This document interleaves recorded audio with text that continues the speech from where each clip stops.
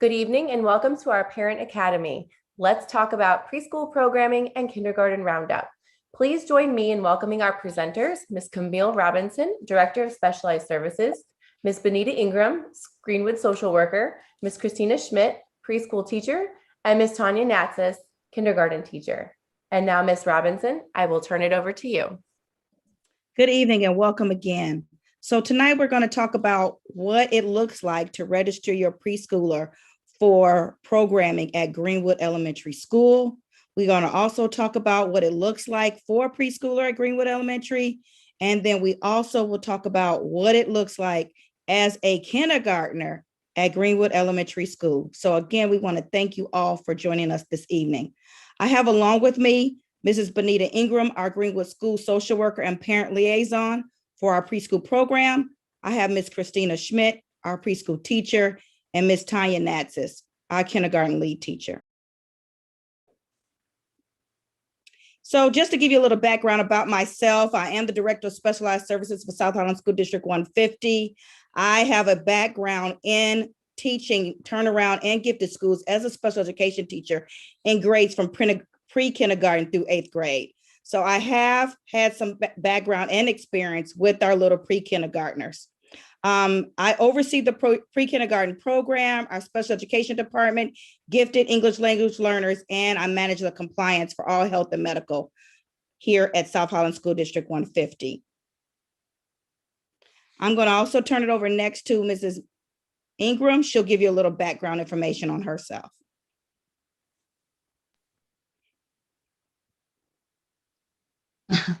Good evening, everyone. I am Mrs. Bonita Ingram. I am the school social worker and parent liaison for Greenwood Elementary. I do have 27 years experience as a social worker. 24 of those years have been in District 150. I began my career at McKinley. I spent 14 years over at the junior high. And for the past 10 years, I have had the privilege of working at Greenwood Elementary with the pre-K students with the 3rd grade students. I am a licensed clinical social worker, which means that I assess home, school, and personal factors that impact a student's ability to learn. I provide intervention strategies to treat those factors.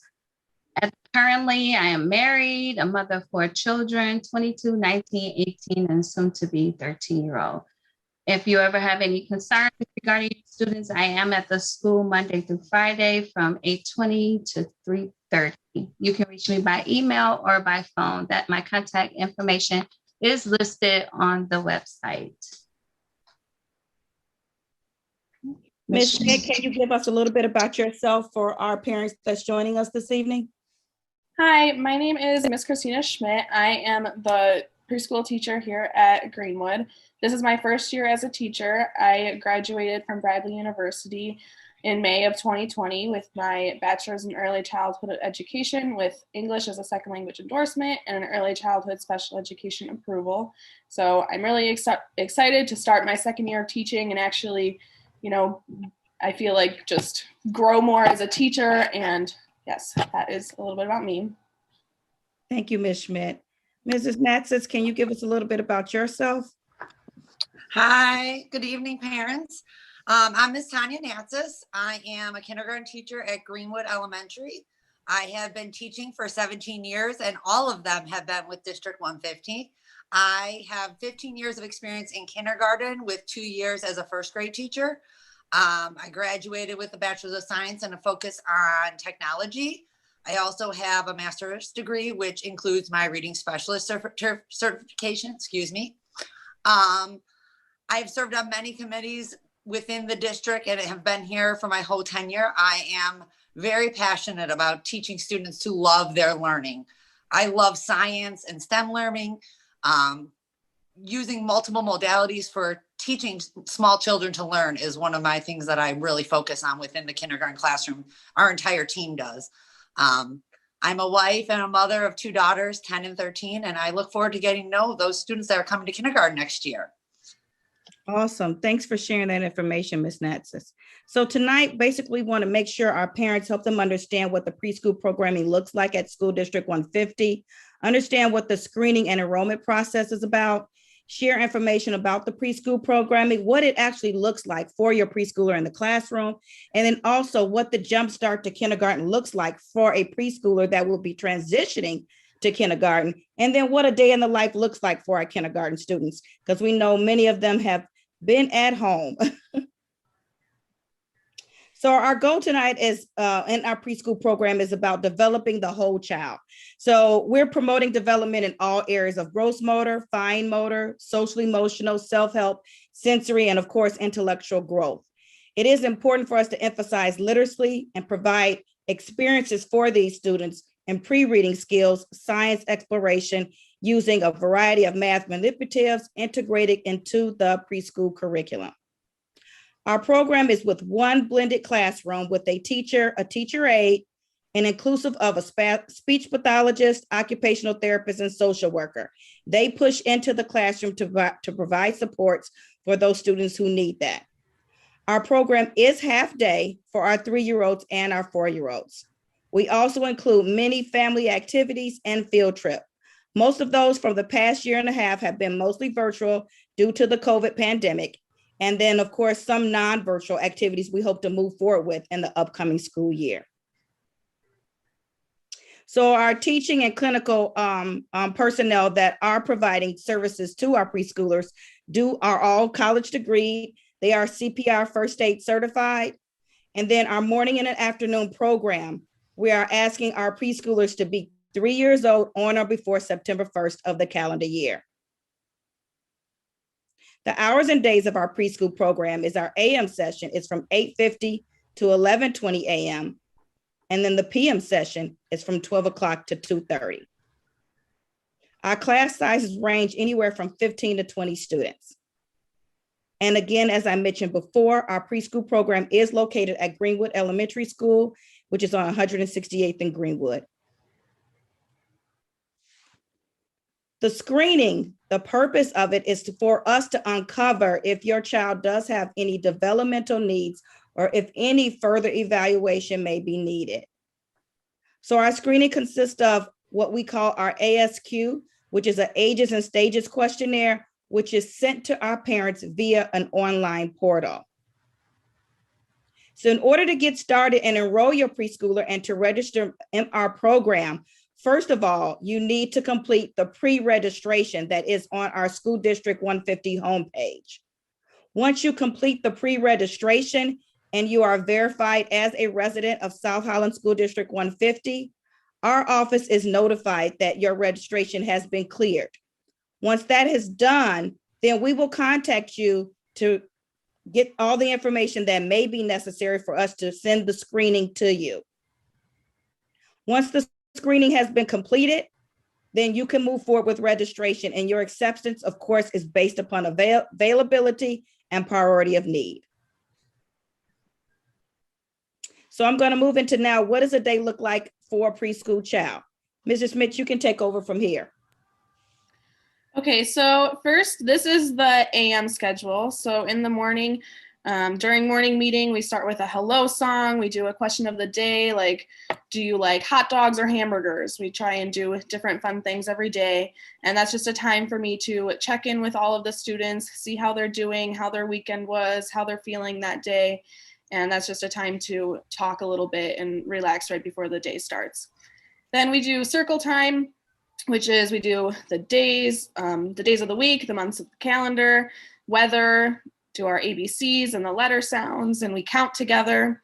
That's a time for that. Then we have a brain break, which is just a time for everybody to relax and breathe and take a couple minutes to stop learning for a little bit and regroup before we start our large group time, which during that is when we do our studies that are from the curriculum. So some of that includes trees, insects, buildings, balls, boxes, gardening, different things like that. It's all very hands-on and investigating and exploring.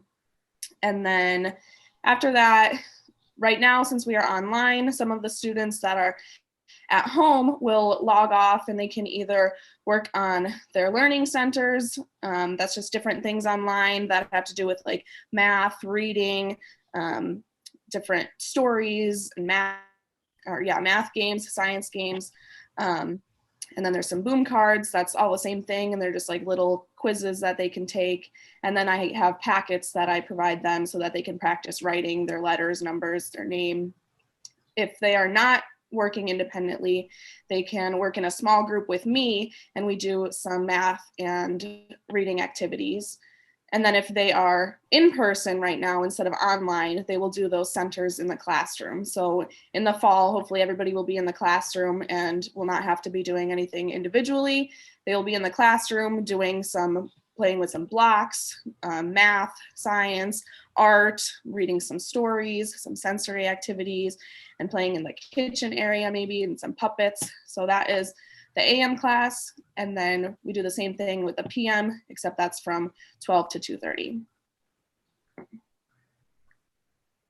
Mrs. Ingram is going to share with us what it looks like to jumpstart to kindergarten from preschool. So Mrs. okay, can you hear me? Mm-hmm. Okay. So we all know that the transition to kindergarten is respected as a major milestone, not just for the child, but for the parents as well. And the attitude towards school and learning that's instilled in them early on sticks with the child for a lifetime. So it's very important that this experience for them is as positive as possible. So to help ensure that your child's transition to kindergarten is as smooth and as successful as possible, we have comprised a checklist of skills for you to begin working on. First and foremost, we wanted you to impress upon them the importance of instilling a sense of independence in them as they begin to make this transition, especially starting with self-help skills, such as putting on and taking off their coat. You know, when they come to kindergarten, they have to hang up their coat on the hook. We want them to be able to do that on their own, really working with them on learning to tie their shoes, you know, do everything on their clothing for themselves, like do their snaps, their buttons, their buckles, especially going to the restroom. That's very important. Being able to pack and unpack their backpack. Bathroom etiquette is extremely important, not just hand washing, but understanding personal space and boundaries, understanding privacy. You know, sometimes in kindergarten, we have issues, you know, playing around in the bathroom, and you know, they want to go and be by their friends, so they might go in another person's stall. So working with them now, understanding those boundaries. When you see a closed door, you need to knock, or, you know, when you go in the bathroom, only one person in the stall.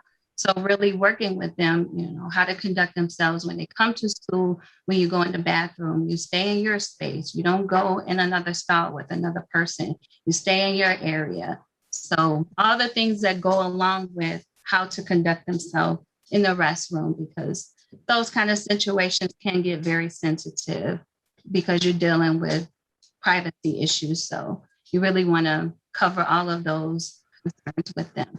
And also wearing a mask, you know, you want to work with them, get used to that. If they haven't already started wearing a mask, but maybe you want to start having them practice wearing it at least for extended periods of time. Then social skills are other major skills to begin working on with them. Skills such as being able to listen to an adult and follow directions, even when they disagree. You know, that can be an issue because they are going to have demands put upon them that they may not want to follow at times. So just helping them understand you're going to be told to do things that you may not always want to do, but you have to comply anyway.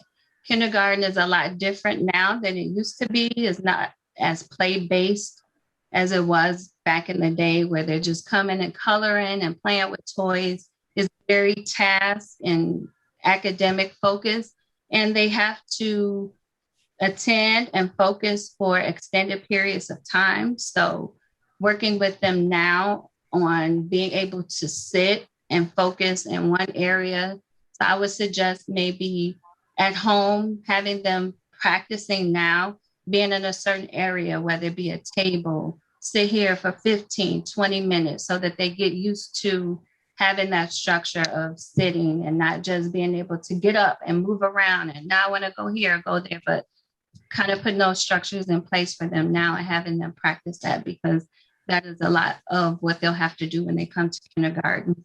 Being able to cooperate with other children. Sometimes they come from a home where they are the only child at home, not used to sharing, but of course in kindergarten, they will be in groups. They will have to cooperate and share. Being able to follow two-step directions, so you can start to practice that now by giving them directions like go hang up your coat and put up your backpack, or go upstairs and bring me the brush, something like that. Being able to put those things into practice. Also, this is another one that's very important, teaching them to use their words to express their likes, dislikes, wants, and needs. This will help with alleviating some of the tantrums and breakdowns and meltdowns that we have. I'm working right now with pre-K on this, just using their words to express what they're feeling, and then letting us know what the situation is that caused it, because helping them understand we can't read their minds. We don't know what's going on. Once they get to school, that will help us be able to problem solve and address some of the concerns that they have. So if they can begin to tell you, I'm sad because you have to go to work, or I'm angry because my brother took my toy, or I'm frustrated because this is hard, then, just help them become more verbal with what it is that they're feeling. We already talked about, allowing the independence. And then the other one is establishing those routines and the consistent schedule. That's crucial. I addressed this in another parent academy, how crucial routines are. The more predictability you provide, the more emotional stability you provide for them. Keeping life as predictable as possible, establishing those routines so that they know when they come home from school, they have a schedule, a routine. Okay, I'm going to do homework. I have a snack. Then it's going to be dinner time. I can watch TV or have playtime or whatever. Then that's a bedtime. But having a consistent bedtime is absolutely crucial for the little ones at this age, because when they come to school and they're not well rested, they can't put their best foot forward. They're not their best academically or emotionally. We have an increase in meltdowns, tantrums, and they're just not able to function as well. Also, as far as routines and schedules, it's also keeping in mind when it's time to pick them up, keeping that as consistent as possible. When they have to wait or a parent is consistently late, that creates anxiety for them. We all know life happens, but when that becomes a pattern, that can be problematic for a child. So if you can, of course, alert them ahead of time, mommy's working late, or Uncle Johnny is going to pick you up, but really just trying to, like I said, keep life as predictable as possible. But if there is going to be a change, just alerting them ahead of time. The other thing we talked about that we felt was important was helping them understand wait time and practicing patience, because once they come to school, they'll have to share their teacher with 12 to 14 other students. And sometimes they feel ignored, or as if, we don't want them to feel they're not cared about, because the teacher may not be able to address their wants or needs right away. So just even now with you as a parent, that you can't address them immediately, and just helping to understand and practice patience. Okay, so Ms. Natsis, let's take over. Hi, good evening. These are just some of the skills that we came up with to help give your child a jump start as they're entering kindergarten. Starting to identify the letters of the alphabet, both upper and lower case.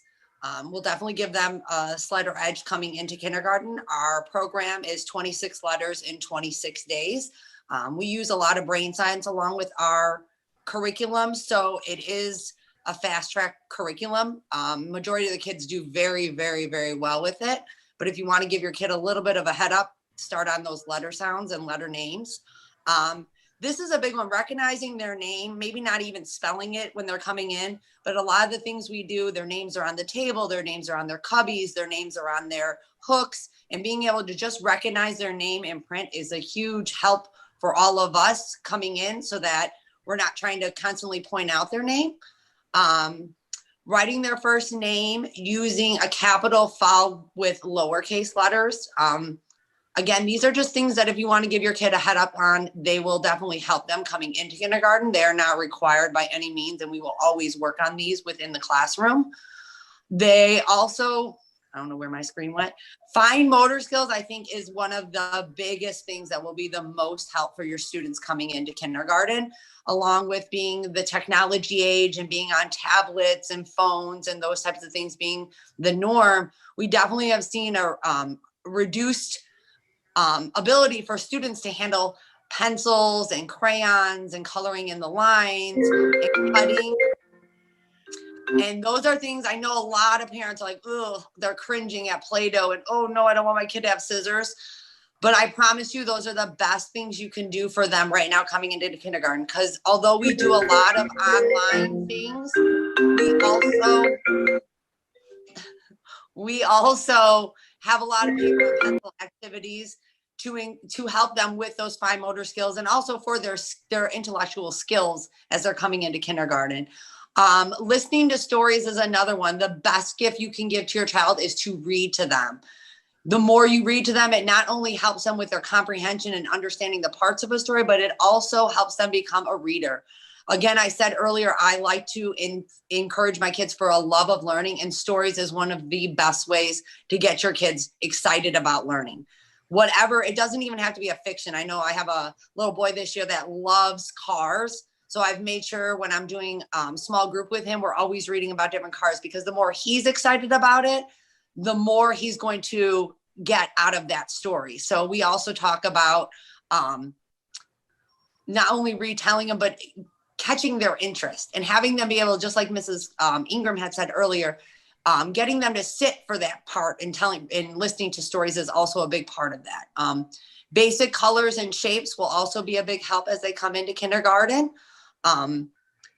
And just giving them the encouragement. I mean, aside from knowing their letters and their names, those are all really important things, but those are all things we are going to definitely cover in kindergarten and make sure that they become independent in. But my biggest thing for them coming into kindergarten is being excited for them, making it exciting to go to school and encouraging them to be excited to go to school. Because I know it's really hard for a lot of them. And I know it's going to be extremely hard in the upcoming year with everyone being at home and not really, leaving their houses or going to grandma's or auntie's for school this year. It's going to be even harder leaving home next year when we come into the building, which I'm hoping we'll all be into the building next year. So encouraging them and being excited about them starting kindergarten is probably one of the biggest things you can do and the gift you can give your kindergartner coming in next year. Our kindergarten day is a full day kindergarten program. We are very lucky in this district. In the last 2 years, we actually have 5 kindergarten classrooms. I'm not sure if we will still have 5 next year. I think we will, as far as I know, which has given us the gift of having small classrooms. So in the last 2 years, we've had between 15 and 18 students per classroom, which really gives us as kindergarten teachers the time to spend with the students individually and in whole group. Kindergarten runs on the same schedule as our 1st through 3rd graders that are also in the building with us. Morning arrival starts at 8:30 if your student has breakfast. If your student is not having breakfast, morning arrival doesn't start until 8:20 when there is a teacher out on the playground or within the building on inclement weather. Because otherwise, if you're dropping them off at 8 and they're not coming in the building to eat breakfast, they're going to be out on the playground alone, and we don't want anyone out on the playground alone. In the morning, they'll come in, they will hang up their book bags, unpack their folders and whatever homework they have coming in, and they will come into the classroom, and most of us teachers have what we consider a morning work. Sometimes it's a question. In the beginning of the year, I myself do morning tubs, which is again working on those fine motor skills. And that gives me time to check in with the students, give our morning greeting, take attendance, check in with anyone who's having a rough time that morning or needs some little bit of extra love. And so that's what we do at the very beginning of the day. About 9:10, we do our morning meeting, which would be our calendar time. We do our social emotional learning at that time. We do our greeting to each other at that time. So every morning the students will greet each other as well as their teacher. After that, from about 9:40 to 10:30, we do part of our reading, and that is our Phonemic Awareness, which we use Michael Haggerty. It's a really fun and interactive curriculum. There's hand motions and rhyming, and usually the kids get really excited, and they'll eventually come home and tell you they did Blue Book, because that's what we call it. And they will also remind me that we forgot to do Blue Book. It becomes a thing. If I forget to do Blue Book a day, they're reminding me that we forgot Blue Book. We also do our Jolly Phonics, which is not listed there, which is our program that I was speaking about earlier. It's 26 letters in 26 days. And that, again, accesses the brain science behind it. There's a story that goes along with it. There is a hand action. Obviously, the visual component with, we have a big book that has all our letters. We talk about using our mouth muscles and muscle memory. So that's where all of that fits into our day. And a lot of times in the beginning of the year, we'll also work on handwriting during that time.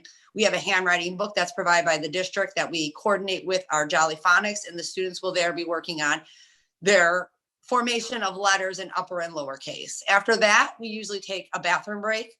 And again, those skills that Mrs. Ingram highlighted earlier about using the bathroom are very important in the beginning of the year, especially for students, teaching them, even if it's teaching them to make sure to close the door when they go to the bathroom, because that's a big part of the problem too, is a lot of kids forget that they need to close the door, that they're not at home, and those types of things as well. And being able to use the locks on public bathroom stalls, if you have the opportunity to teach your child that as well. I know right now we're not trying to use public bathrooms very often, but if the opportunity arrives, it's a great skill to teach them.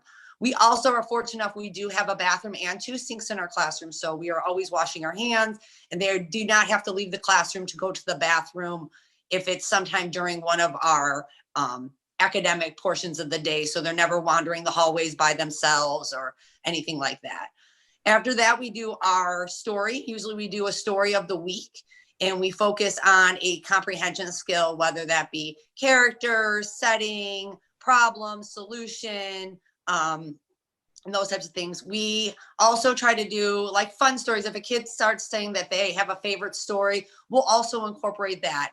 The whole idea of this is we want to make a connection with the kids. That's the biggest part of learning in kindergarten, is we want to instill in them the love of learning. We have a 30-minute lunch period, and then that is followed by a 15-minute recess. After recess, majority of the classrooms come in. We have what we call like a cool down period. They're usually really pumped after recess and excited, and we just want them to calm down and give them a moment to kind of decompress before getting back into the academics of the day.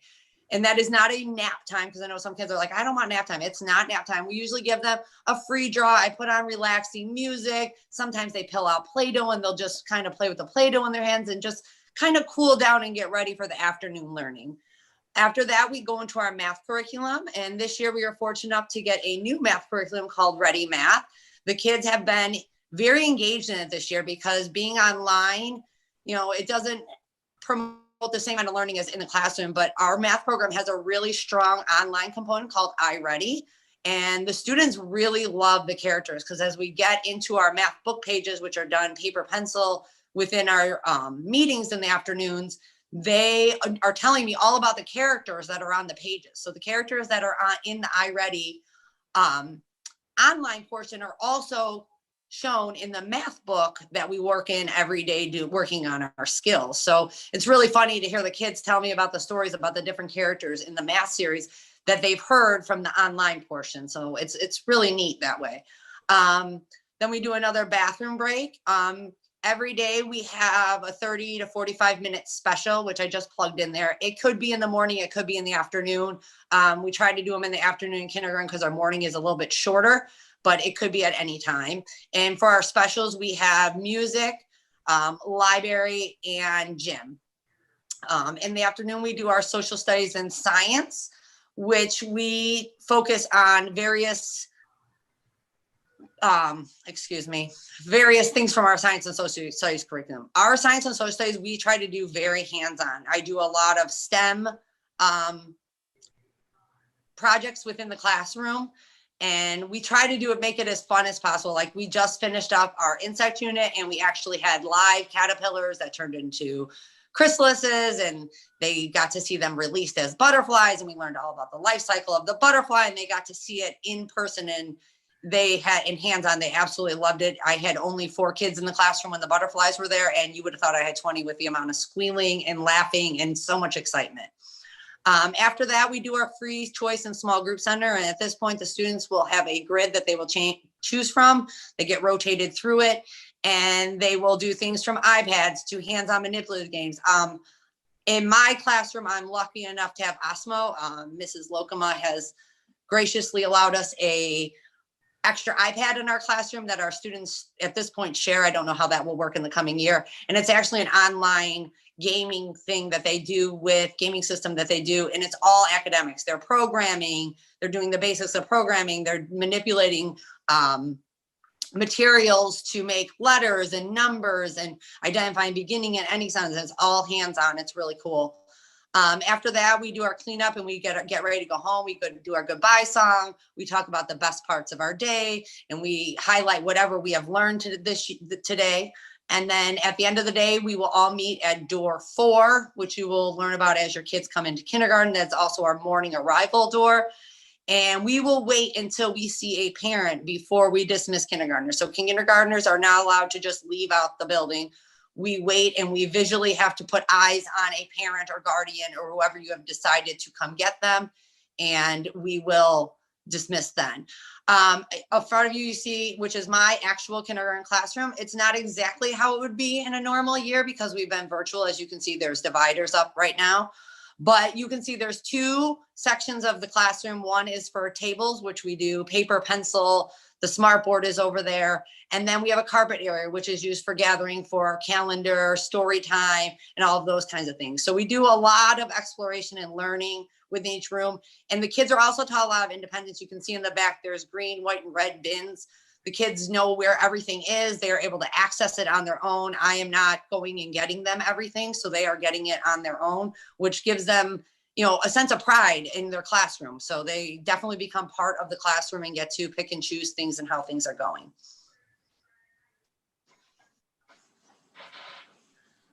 All right, so we are at the end of our presentation for today. Of course, if you do have any questions about anything as it relates to preschool programming, please do not hesitate to give me a call at my office. My phone number is 708-339-8655, or you can send me an email at crobinson@sd150.org. If you have any additional questions regarding early childhood that relates to social emotional or anything as it relates to developmental, you can also contact our school social worker, Mrs. Bonita Ingram. She's at 708-339-4433, extension 217. Her email address is bingram@sd150.org. We want to thank everyone for joining us this evening as we discussed how to get your preschooler registered and enrolled at South Holland School District 150 and what it looks like for them in kindergarten.